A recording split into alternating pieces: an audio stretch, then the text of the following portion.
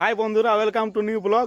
তো আজকে দেখাবো আমাদের ঘরের সামনে খরগোশ চলে আসছে। কার পোষা আছে জানি নাই, তো আমাদের ঘরের সামনে চলে আসছে। তো দেখাচ্ছি আগের দিকের ক্যামেরাটা করে, ঠিক আছে বন্ধুরা? দেখতেই পাচ্ছ, হ্যাঁ দেখো বসে আছে কিরকম। এ মোটামুটি সারাদিনে একবার হলো আসবে কি, খুবই শান্ত শিষ্ট বটে, না নয় এ আমার ঘরেই মোটামুটি একবার আসবে কে, পুরানো ঘর নতুন ঘর মিলে একবার আসবে কে।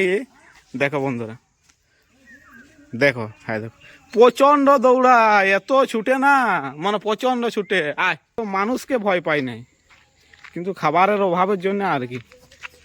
আয় আয়, অত আমাকে তো চিনে নাই, ওই জন্য আসবে নাই সম্ভবত। দেখো দেখো বন্ধুরা, কিরকম ভাবে অবস্থাটা দেখো, কত সুন্দর লাগছে, মানে ভাবা যায় না। দেখো একদম ঘরে ঘরে ঘুরছে, মানুষকে কোনো ভয় করে না। আর প্রতিদিনই আসে, মা বললো যে প্রতিদিনই আসে এরকম, একবার সকালবেলায় আসবে কি।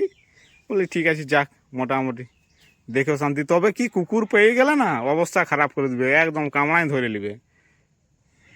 মানে এত চারিদিকে শুধু ঘোরাঘুরি করছে, মানে ভালো লাগছে, বিশাল ব্যাপার। এরকম আমার আগে পোষার ইচ্ছা আছে, তো আমি আগে যেটা পুষছি ওটা পুষে নিই, তারপরে আমিও এরকম পুষবো।